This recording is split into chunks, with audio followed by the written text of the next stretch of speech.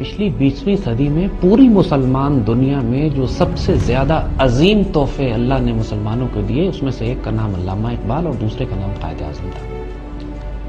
جب ان دو بڑے وجودوں نے، جو روحانی وجود بھی ہیں اور ظاہری عقل کے لحاظ سے بھی اس وقت دنیا کے سب سے بڑے دانشور، مفکر اور سیاستدان اور سیاسی لیڈر بھی، جب ان بڑے بزرگوں نے یہ فیصلہ کیا کہ پاکستان ہم نے بنانا ہے، تو پھر اس پاکستان کے بننے پر شک نہ کرنا کبھی۔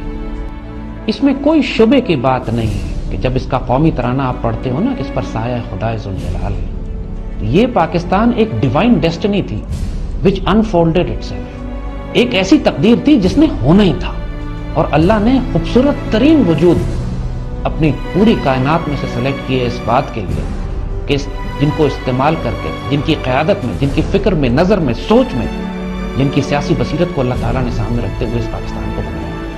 بہت سے لوگ آج کل یہ بات کرتے ہیں ہم نے پاکستان کیوں بنایا، یونائٹڈ انڈیا میں رہتے، خوش رہتے، ہم بہت بڑی طاقت ہوتے۔ ایک بہت بڑا تصور اس وقت بھی مسلمانوں کے ذہنوں میں ڈال دیا گیا تھا ان مولویوں کی طرف سے، ان دانشوروں کی طرف سے جو انگریزوں کے پروردہ تھے، جن کو انگریزوں نے پالا تھا، اور علامہ اقبال جیسا وجود جن کے خلاف کھڑا تھا۔ اقبال نے بڑی سخت بات ان دانشوروں، ان سو کالڈ ملاؤں کے بارے میں کہی کہ جو پاکستان کی راہ میں رکاوٹ ڈال رہے تھے۔ 60 لاکھ مسلمان تقریباً، اندازہ اس پہ کوئی حساب نہیں کر سکا، اندازہ 40 سے 60 لاکھ مسلمان ہیں جو پاکستان بناتے ہوئے شہید ہوئے۔ یہ اتنی بڑی قربانی ہے کہ تاریخ اسلام میں کبھی مسلمانوں نے کسی ایک خطہ زمین کے لیے اتنی بھاری قربانی نہیں دی۔ کوئی وجہ تھی کہ مسلمانوں نے اپنے آپ کو قربان کیا، کہ ایک طرف انگریز مسلمانوں کو مار رہا، پھر ہندو مسلمانوں کو مار رہے ہیں، اور قائد اعظم جیسا شخص جن سے زیادہ ٹالرنٹ، بیناولنٹ لوگوں، ایک ہندو نیشنلسٹ، ہندو مسلم یونٹی کے سب سے بڑے علم بردار، 16 سال کانگریس میں رہے، لیکن جب قائد اعظم جیسے شخص نے یہ دیکھا کہ ہندوؤں کے ساتھ گزارا کرنا ناممکن ہے، 1930 میں علامہ اقبال نے پھر اپنا خواب، اپنا ویژن، اپنی حقیقت سنا دی کہ میں دیکھتا ہوں کہ شمال مغرب کی ریاستوں میں ایک نئی ریاست بنائی جا رہی ہے جو مسلمان جہاں پر اپنی اسلامی طرز حیات کے مطابق زندگی گزاریں گے، ورنہ اگر یہ ریاست نہ بنائی گئی تو مسلمانوں کا وجود ہندوستان سے ختم کر دیا جائے گا۔ قائد اعظم اور اقبال نے یہ دیکھا کہ ممکن نہیں ہے مسلمان ہندوؤں کے ساتھ گزارا کر سکے۔ 1935 میں کانگریس کی ایک حکومت بنتی ہے چند صوبوں میں۔ جیسی کانگریس کی حکومت بنی، اور یاد رکھو یہ 1000 سال کے بعد پہلی ہندو حکومت تھی، 1000 سال کے بعد جب ہندوؤں کو حکومت ملی مسلمانوں کے اوپر، تو انہوں نے مسلمانوں کی اذان پر پابندی لگا دی، حجاب پر پابندی لگائی، گائے کی قربانی پر پابندی لگائی، مسلمانوں کو شدی کرنا شروع کیا، زبردستی ہندو بنانے لگے۔ تاریخ پڑھو، ایک پوری شدی تحریک ہے۔ تاریخ نہیں پڑھتے نا، اس وجہ سے لوگوں کو اندازہ نہیں ہے۔ 10-10 لاکھ ہندو ایک ایک علاقے میں مسلمان ہندو کیے جا رہے تھے، شدی تحریک تھی۔ اس تحریکوں کے جب چلنا شروع ہوا تو مسلمانوں کی آنکھیں کھلی، دہشت میں آ گئے مسلمان کہ یار یہ کیا ہو رہا ہے ہمارے ساتھ۔ اب آپ اس بات سے اندازہ کیجئے کہ 1939 میں جب کانگریس کی حکومت ختم ہوتی ہے تو قائد اعظم نے مسلمانوں کو حکم دیا یوم نجات میں لاؤ، شکر کرو کہ کانگریس دفع ہوئی تمہارے ساتھ۔ 1940 میں پھر پاکستان ریزولوشن پاس کی اس خواب کے اوپر جو 1930 میں 10 سال پہلے علامہ اقبال دیکھ چکے ہیں۔ پاکستان کی یہ تحریک اتنی رومانٹک تحریک ہے، اس میں ہمارے لاکھوں شہداء کا خون شامل ہے، ہمارے بزرگوں کے تلخ تجربات شامل ہیں۔ ہمارے بزرگ چھوٹے لوگ نہیں تھے۔ علامہ اقبال، قائد اعظم، لیاقت علی خان، سر سید احمد خان ان سے پہلے، پھر جماعت علی شاہ صاحب جنہوں نے قائد اعظم کا ساتھ دیا اس وقت جب کانگریسی مولوی ان کی مخالفت کر رہے تھے، لاکھوں مسلمان جنہوں نے اپنا خون و جان، مال، عزت اور آبرو قربان کی۔ ان کی قربانیوں کی توہین نہ کرنا بچوں، یہ ایک امانت ہے جو تحریک پاکستان ایک تاریخ اسلام کی واحد روحانی موومنٹ ہے کہ جو ایک ملک حاصل کرنے کے لیے چلائی گئی تھی۔ اور پاکستان اسی لیے مدینے کے بعد، مدینہ منورہ کے بعد دوسری اسلامی ریاست ہے جس کے لیے مسلمانوں نے ہجرت کی، جس کو مسلمانوں نے اپنی پسند سے اختیار کیا، اور اسی لیے اللہ کے ولی، درویش، صاحب نصر لوگ پاکستان کو مدینہ ثانی کہتے ہیں۔ اور یہ پاکستان مقدس ریاست ہے کہ اور دشمن اس کی حقیقت کو جانتے ہیں۔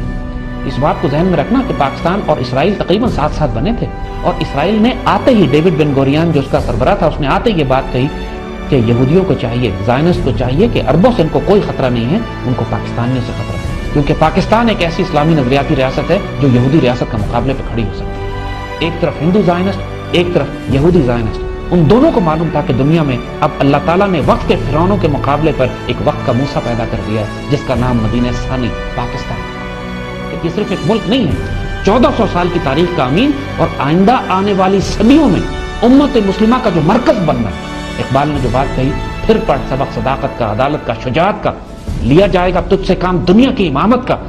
ये फैज, ये करम, ये एहसान अल्लाह ताला ने पाकिस्तान के मुसलमानों पर किया है। ये तुम्हारे नसीब में है, इस पाकिस्तान पर शक न करना, आगे बढ़ो, उस नसीब को अपने हिस्से में करो जो अल्लाह ने तुम्हारी तकदीर में लिख दिया। अल्लाह के फजल। इकबाल ने बिल्कुल सही फरमाया वतनियत के बारे में।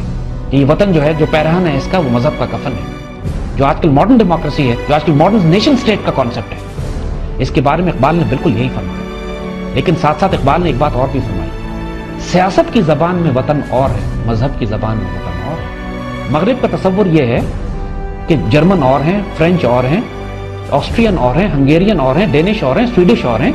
कोई फ्रेंच ब्रिटिश हिस्ट्री को यह नहीं कहता कि हमारी तारीख, हालांकि दोनों ईसाई हैं। लेकिन जब हम मुसलमान अंदलूसिया की बात करते हैं, स्पेन की बात करते हैं, खिलाफत उस्मानिया की बात करते हैं, तो हम कहते हैं हमने जब स्पेन पे हुकूमत की।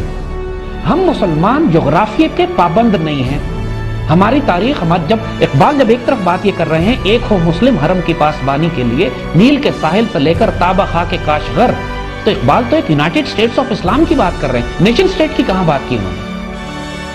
अगर रियासत एक नजरिया और आइडियोलॉजी के तहत होती है, एक रूहानी आइडियोलॉजी के तहत, इस्लाम के नजरिए के तहत कोई रियासत बनाई जाती है, तो वो मगरिब की नेशन स्टेट नहीं है, वो एक इस्लामी रियासत है जो मरकज बनती है आइंदा आने वाले दौर में खिलाफत इस्लामिया के उरूज का और मुसलमानों के फैलाव का।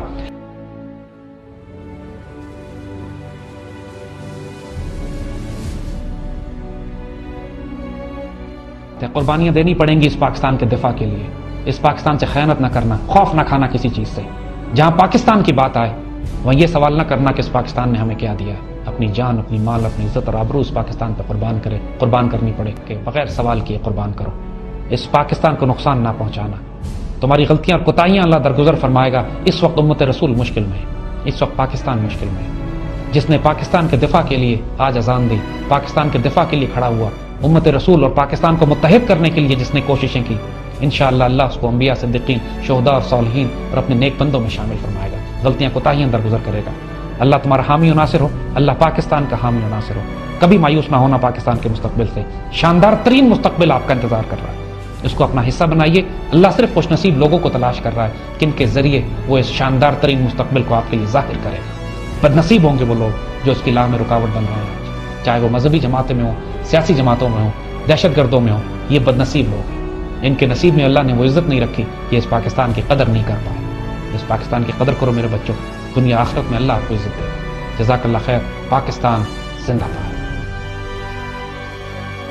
We will never allow our freedom to be taken away. We shall fight aggression wherever it may be.